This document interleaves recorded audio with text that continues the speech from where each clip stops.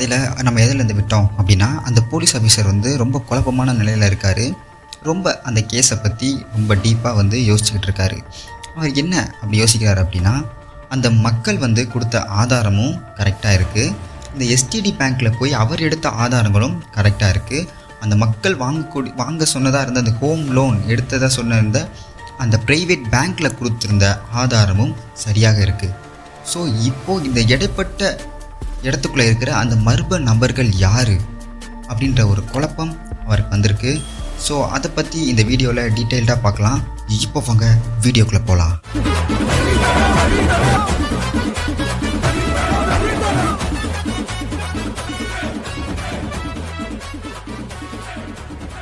So இந்த மாதிரி அவருக்கு வந்து நிறைய குழப்பங்கள் வந்த உடனே அவர் என்ன பண்ணுறார் அப்படின்னா, ஸ்ட்ரெயிட்டாக வந்து எங்கே போகிறார் அப்படின்னா, அந்த கிராம மக்களை பார்க்கறதுக்காக அந்த கிராமத்துக்கு போகிறாரு.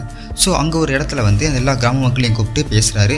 ஸோ உங்களுக்கு அந்த நபர்களை பற்றி ஏதாவது தெரிஞ்சிச்சு அப்படின்னா நீங்கள் வந்து எங்ககிட்ட வந்து எல்லா உண்மையும் சொல்லலாம். அப்போ தான் வந்து என்னால் இந்த கேஸை கொஞ்சம் மூவ் ஆன் பண்ணி கொண்டு போக முடியும் அப்படின்னு வந்து ஒரு ரிக்வஸ்ட்டாக வந்து அந்த கிராம மக்கள்கிட்ட வைக்கிறாரு.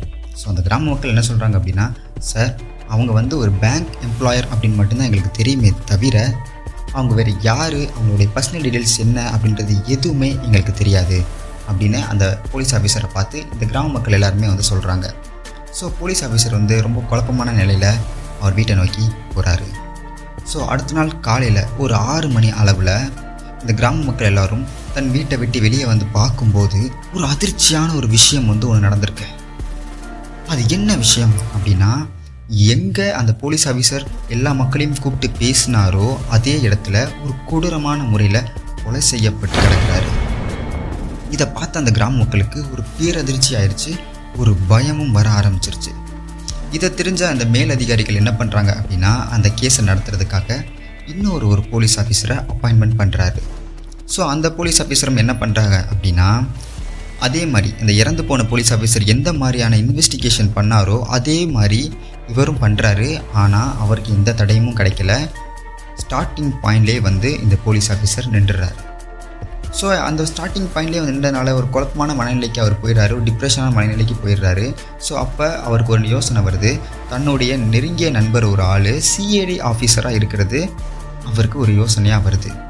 ஸோ உடனே வந்து அவருக்கு வந்து அந்த ஃபோன் கால் போடுறாரு. ஃபோன் கால் பண்ணி அவர்கிட்ட பேசுகிறாரு, நண்பா இந்த மாதிரி வந்து ஒரு கேஸ் இருக்குது, இந்த கேஸில் வந்து என்ன தான் நம்ம இன்வெஸ்டிகேஷன் பண்ணாலும் அந்த ஸ்டார்டிங் பாயிண்ட்லேயே வந்து நம்ம நின்றுடுறோம், என்னால் இந்த கேஸை நடத்த முடியல, எனக்கு கிடைச்ச முதல் கேஸ் இது தான், நான் இந்த கேஸை தவற விட்டுட்டேன் அப்படின்னா கண்டிப்பாக என்னுடைய பதவிக்கு மிகப்பெரிய ஆபத்து இருக்குது அப்படின்னு சொல்லி அந்த சிஐடி ஆஃபீஸர்கிட்ட ஒரு உதவியை கேட்குறாரு.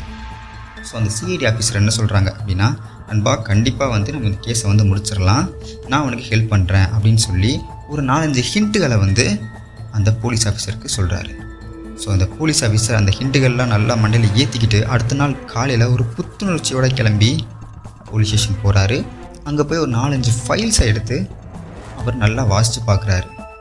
ஸோ வாசித்து பார்த்துட்டு ஜெயிலுக்கு போகிறாரு. ஜெயிலுக்கு போய் அங்கே ஒரு கிரிமினல், ஒரு குற்றவாளியை மீட் பண்ணுறாரு.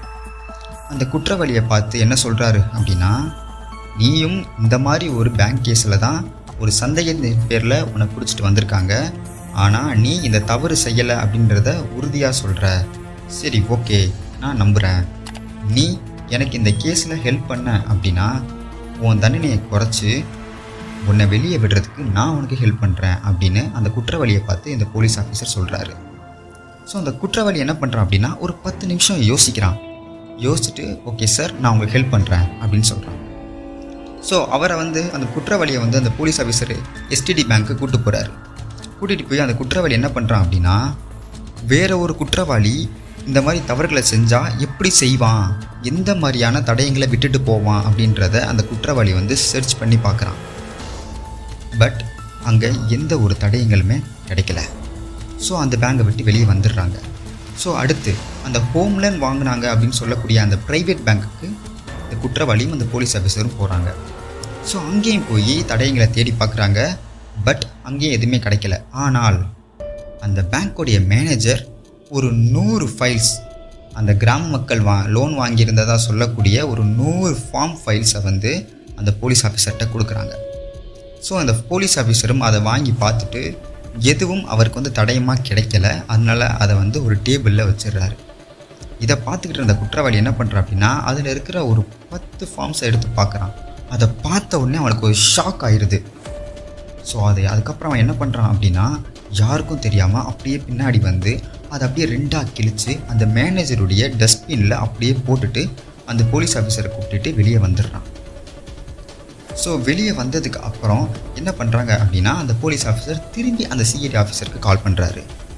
ஸோ கால் பண்ணி, நண்பா இந்த மாதிரி நீ சொன்ன மாதிரி நாங்கள் பண்ணி பார்த்தோம், பட் அங்கே எந்த ஒரு தடையுமே கிடைக்கல அப்படின்னு சொல்லி அந்த போலீஸ் ஆஃபீஸர் ரொம்ப கன்ஃபியூசிங்காக வந்து சிஐடி ஆஃபீஸர்கிட்ட வந்து பேசுகிறாரு.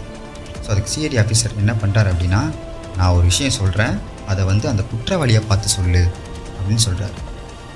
ஸோ அவர் என்ன சொன்னார் அப்படின்னா, எங்களுக்கு ஒரு துருப்பு சீட்டு ஒன்று கிடச்சிருக்கு, ஸோ குற்றவாளியை கூடிய சீக்கிரம் கண்டுபிடிச்சிருவோம் அப்படின்ற வார்த்தையை அந்த குற்றவாளியை பார்த்து சொல்லு அப்படின்னு சொல்லி அந்த சிஐடி ஆஃபீஸர் ஒரு யோசனையை இந்த போலீஸ் ஆஃபீஸருக்கு சொல்கிறாரு. ஸோ இது அப்படியே வந்து அந்த போலீஸ் ஆஃபீஸர் வந்து அந்த குற்றவாளியை பார்த்து சொல்கிறாரு. குற்றவாளிக்கு பெரிய ஷாக் ஆயிடுச்சு. சரி சொல்லிவிட்டு எல்லோரும் வீட்டுக்கு கிளம்பி போகிறாங்க. ஸோ அப்போ இந்த குற்றவாளி என்ன பண்ணுறான் அப்படின்னா, யாருக்கும் தெரியாமல் அந்த பேங்க்கு போகிறான். அந்த பேங்க்கு போய் அந்த டஸ்ட்பினில் போய் பார்க்குறான். அந்த டஸ்ட்பினில் அவன் கிழிச்சு போட்டு அந்த ஃபார்ம்ஸ் எதுவுமே இல்லை. அதோடு அவன் ஒரு ஆச்சரியத்தோடையும் ஒரு பதற்றத்தோடையும் வந்து அந்த பேங்க்கை விட்டு வெளியே வரும்போது இருக்கிற ஒரு 20 போலீஸ் எல்லாருமே சேர்ந்து அவனை ரவுண்ட் அப் பண்ணிடுறாங்க கன்னோட. ஸோ இப்போது அந்த போலீஸ் ஆஃபீஸர் வந்து என்ன சொல்கிறார் அப்படின்னா, நீயும் இந்த கேஸில் இன்வால்வ் பண்ணப்பட்ட ஒரு துருப்புச்சீட்டு தான், உனக்கும் மேலே இன்னும் நிறைய பேர் இருக்காங்கன்றது எனக்கு தெரியும் அப்படின்னு சொல்லி கையை விரித்து காட்டுறாரு. அப்போது அந்த கையில் ஒரு 4-5 துருப்புச்சீட்டுகள் இருக்குது. இதை பார்த்தவொன்னே குற்றவாளி பெரிய ஷாக் ஆகிடுறான். ஸோ அந்த துருப்புச்சீட்டுனா என்ன, இதை பார்த்து ஏன் அந்த குற்றவாளி அதிர்ச்சி ஆகுறான், ஸோ இனிமேல் எப்படி இந்த கேஸை வந்து மூவ் ஆன் பண்ண போகிறாங்க அப்படின்றது எல்லாத்தையுமே அடுத்த வீடியோவில் உங்களுக்கு டீட்டெயில்டாக பார்க்கலாம். ஸோ இந்த வீடியோ உங்களுக்கு பிடிச்சிருந்துச்சு அப்படின்னா நம்ம சேனலை சப்ஸ்கிரைப் பண்ணிக்கிட்டு இன்ஸ்டாகிராம் ஐடியாவும் ஃபாலோ பண்ணிக்கோங்க. ஸோ அடுத்த வீடியோவில் பார்க்கும் வரை தேங்க்யூ.